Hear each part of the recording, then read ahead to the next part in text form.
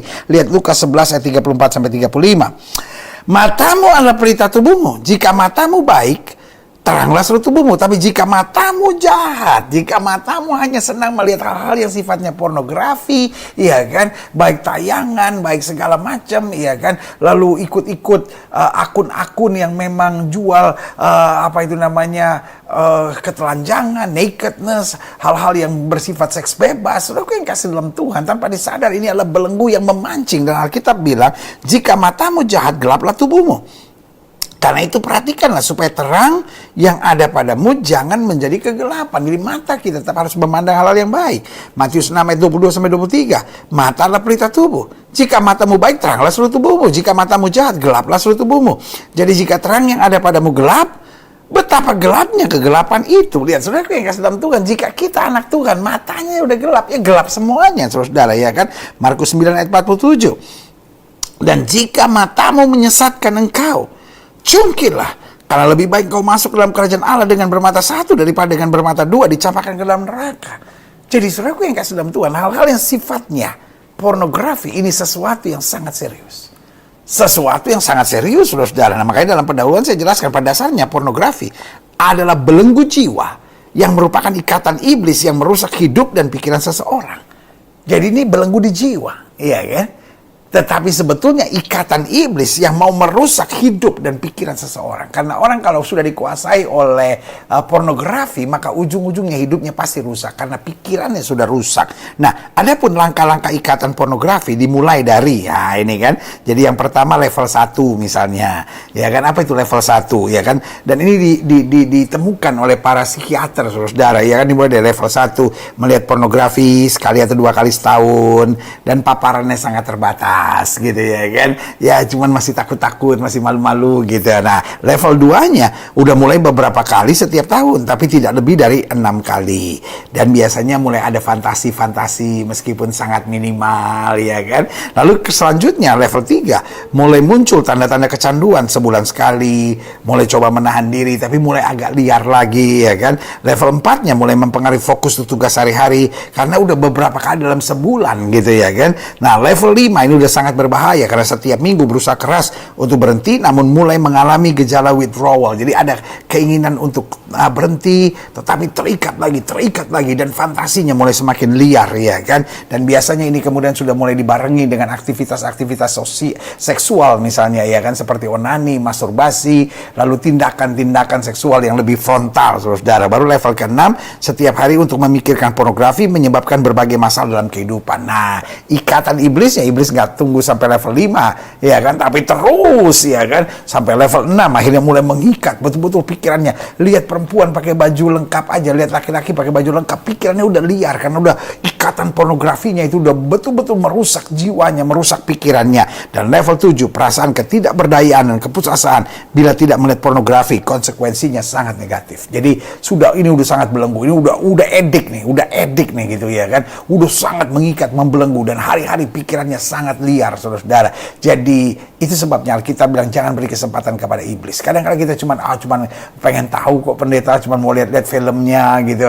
Cuman pengen tahu kok pendeta, cuman pengen ngalamin apa sih itu yang seperti itu gitu. Tapi saudaraku yang kasih dalam Tuhan, jangan main-main sama iblis. Iblis sekali kita buka celah, dia ikat, dia belenggu dan hancurkan hidup kita, ya kan. Nah, adapun ciri seorang yang kecanduan pornografi misalnya, ya kan. Yang pertama, sering nampak gugup apabila ada yang mengajaknya komunikasi, menghindari kontak mata gitu. Kelihatan gitu. Karena apa? Karena buat dia, kalau dia lihat seseorang apalagi lawan jenis itu pikirannya udah liar gitu. Jadi jangan. Dan kadang-kadang tanpa disadari lagi ngomong, matanya itu mengarah kepada hal-hal yang menuju kepada hal-hal yang berbau seksual, saudara, ya kan. Lalu yang kedua, tidak punya gairah aktivitas, ya kan, prestasinya menurun karena yang dia pikirkan bagaimana di kamar sendiri, ya kan, untuk melakukan hal-hal yang bebas gitu. Apalagi zaman sekarang. Dulu mungkin pornografi harus dicari, saudara, ya kan, di tempat-tempat khusus. Zaman sekarang cuma urusan pencet-pencet jempol kok, saudara. Semuanya sudah tersedia di handphone. Dan saudara yang kasih dalam Tuhan, ini membutuhkan iman untuk berkata tidak pada segala bujuk rayu pornografi ini. Karena saudara yang kasih dalam Tuhan, dengan pornografi ada orang lain yang untung. tapi hidup kita akan binasa, hancur, sengsara, dan menderita, saudara-saudara, ya kan? Selanjutnya akhirnya mulai malas, enggan belajar, enggan bergaul, sulit berkomunikasi, ya kan? Dan hubungan sama suami, sama istri, sama keluarga udah semakin parah, saudara-saudara. Kenapa? Karena menyendiri itu adalah surganya, ya kan? Istilah dari orang-orang yang terikat dengan pornografi adalah kesendirian adalah sorga kebahagiaan, ya kan? Selanjutnya enggan lepas dari gawainya, gadgetnya. Bahkan bila ditegur dan dibatasi penggunaannya, wah akan marah karena dia tahu itulah kenikmatannya, itulah kesukaannya, ya kan? Dan akhirnya senang menyendiri, terutama di kamarnya, menutup diri, ya kan? Dan akhirnya antisosial, ya kan? Mulai melupakan kebiasaan baiknya, ya kan? Doa dan lain-lain mulai semakin ditinggalkan. Lalu kemudian ada dalam kumpulannya terus-menerus gitu yang memang lebih asik untuk membahas hal-hal tentang pornografi ini, dan kemudian bermasalah dengan kerohaniannya. Ada yang malas ke gereja, malas berdoa, tapi sebaliknya. Jangan salah, iblis juga licik. Ada yang justru sebaliknya, ya kan? Makin dia hidup dengan pornografi, makin dia mau kelihatan seperti rohani gitu, supaya orang tuanya tidak mencurigai dia, supaya orang di sekitarnya tidak mencurigai dia. Enggak kok, dia ngomongnya Tuhan terus kok, gitu ya kan. Tetapi kelihatan dari gerak-geraknya, dari sikap-sikapnya, dari model-modelnya, orang seperti itu kelihatan sekali. Itu sebabnya, saudara yang kasih dalam Tuhan, kita bisa lihat kalau orang tiba-tiba menjauh atau sebaliknya, ya kan, selalu ngomong Tuhan dan lain-lain, padahal kita lihat ada sesuatu yang nggak beres. Nah, jangan-jangan diterikat dengan pornografi ini atau porno aksi ini. Nah, bagaimana bebas? Itu yang paling penting. Karena kita nggak mau tahu apa yang sedang terjadi dengan hidup saudara hari-hari ini. Apa yang pernah terjadi dalam hidup saudara, kita nggak mau tahu. Tetapi apa yang kau akan buat setelah hari ini kau mengetahui kebenarannya. Yang pertama, bebas dari pornografi. Sadari kerusakan serius yang dikerjakan oleh pornografi. Ingat, rusak. Kalau saya terus begini, pikiran saya rusak. Akhirnya tubuh saya rusak. Akhirnya kemudian saya tidak akan bisa membangun hari depan dengan relation yang bagus. Kenapa? Karena sudah rusak otak saya, sudah rusak jiwa saya dengan pornografi. You need deliverance from God. Engkau butuh kelepasan dari Tuhan, pembebasan dari Tuhan, sehingga engkau merdeka dengan kemuliaan. Yang kedua, usir setan yang mau membelenggu hidup dengan pornografi. Usir dalam nama Yesus roh-roh yang membuat saya hidup dengan pornografi, iya kan? Sehingga ada orang-orang tertentu hidupnya dengan alat-alat seksual, hidupnya dengan tayangan-tayangan cabul, hidupnya dengan bacaan-bacaan cabul. Setiap kali dia pegang handphonenya, ada saja yang dia lihat yang berhubungan dengan hal yang cabul. Dalam nama Yesus, engkau harus lawan setan itu. Karena itu setan yang membelenggu saudara. Sehingga akhirnya kalaupun sudah pacaran, otak sudah melakukan hubungan seks sebelum nikah. Saudara sendiri tetap yang sudah pikirkan hal-hal yang berbau cabul, saudara. Pornografi ini adalah pintu masuk untuk kehidupan yang penuh dengan percabulan, saudara. Selanjutnya, ambil langkah tegas untuk membuang sisa-sisa bahan-bahan pornografi dan aplikasi-aplikasi yang dapat memancing.